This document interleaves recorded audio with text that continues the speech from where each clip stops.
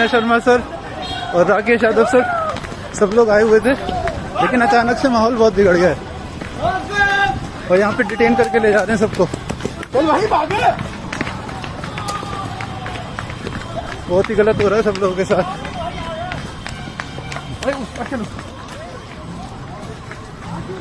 Teachers की भी कोई रिस्पेक्ट नहीं है।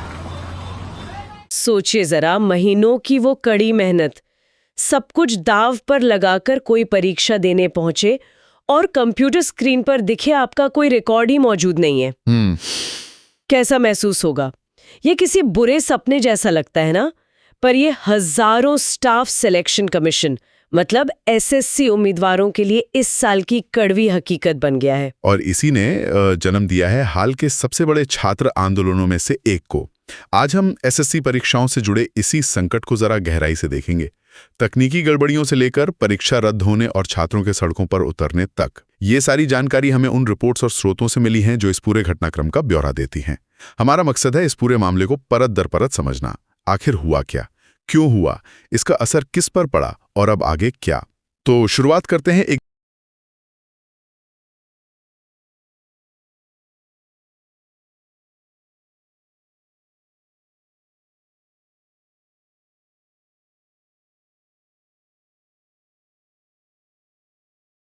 ताज़ा खबर से। एसएससी की कंबाइंड ग्रेजुएट लेवल यानी कि सीजीएल टियर 1 परीक्षा जो 13 अगस्त 2025 से होनी थी, वो अब सितंबर के पहले हफ्ते में होगी, मतलब स्थगित कर दी गई है। और वजह है हाल ही में हुई सिलेक्शन पोस्ट फेज 13 परीक्षाएं। ये 24 जुलाई से 2 अगस्त के बीच हुई। इनमें जबरदस्त तकनीकी गड़बड़ियां सामने आईं। सुनने में आया है कि गलत सेंटर मिल गए, सॉफ्टवेयर ही क्रैश हो गया, यहाँ तक कि बायोमेट्रिक पहचान भी फेल हो गई। ये किस तरह की दिक्कतें थीं, जरा विस्तार से बताएं। जी बिल्कुल। देखिए, इसका सीधा असर करीब 55,000 उम्मीदवारों पर पड़ा है। उनकी परीक्षा प्रक्रिया में सीधे सीधे बाधा आई और स्थिति इतनी गंभीर हो गई थी कि एसएससी को इन सभी मतलब पूरे 55,000 उम्मीदवारों की पहले दी गई परीक्षा रद्द करनी पड़ी। पूरी रद्द करनी पड़ी? हाँ, पूरी तरह से रद्द।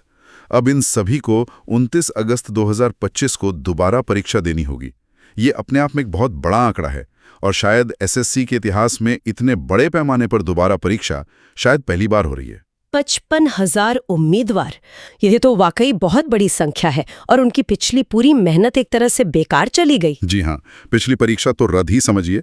और इसके साथ ही एसएससी ने 14 से 31 अगस्त तक एक वन टाइम रजिस्ट्रेशन ओटीआर जिसे कहते हैं, उसमें सुधार के लिए एडिट विंडो खोली है ताकि छात्र दोबारा परीक्षा से पहले अपनी जानकारी जैसे फोटो, हस्ताक्षर वगैरह वो सही कर सकें। अच्छा, ओटीआर विंडो खोली है? हाँ, लेकिन सवाल ये उठता है कि क्या सिर्फ ये एडिट विंडो खोल देना काफी है, जबकि असल मुद्दा तो परीक्षा करवाने के तरीके में हुई भारी चूक का है। और शायद इसी वजह से छात्रों का गुस्सा फिर सड़कों पर दिखा।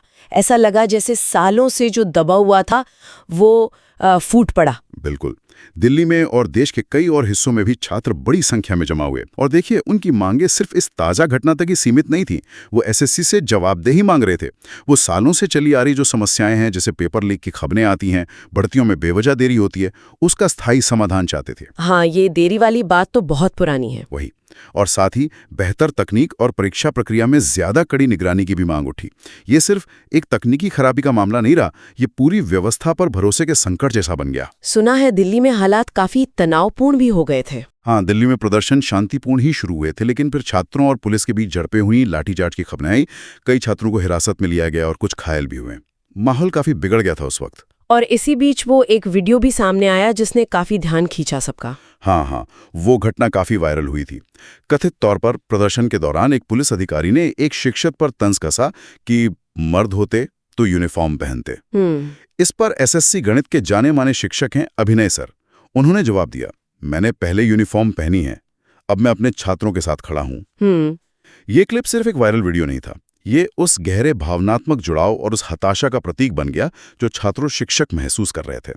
यह दिखाता है कि कैसे एक प्रशासनिक विफलता लोगों के आत्मसम्मान और भरोसे को चोट पहुंचा सकती है। तो अब आगे का रास्ता क्या दिख रहा है? फिलहाल क्या क्या तय हुआ है? फिलहाल तो यही स्थिति है कि वो जो 55,000 प्रभावित उम्मीदवार हैं, उनके लिए 29 अगस्त 2025 को दोबारा परीक्षा होगी और जो स्थगित हुई सीजीएल टियर 1 परीक्षा है वो सितंबर 2025 के पहले हफ्ते में होने की उम्मीद है। ठीक है। और जैसा मैंने बताया, ओटीआर एडिट विंडो 14 से 31 अगस्त 2025 तक खुली रहेगी।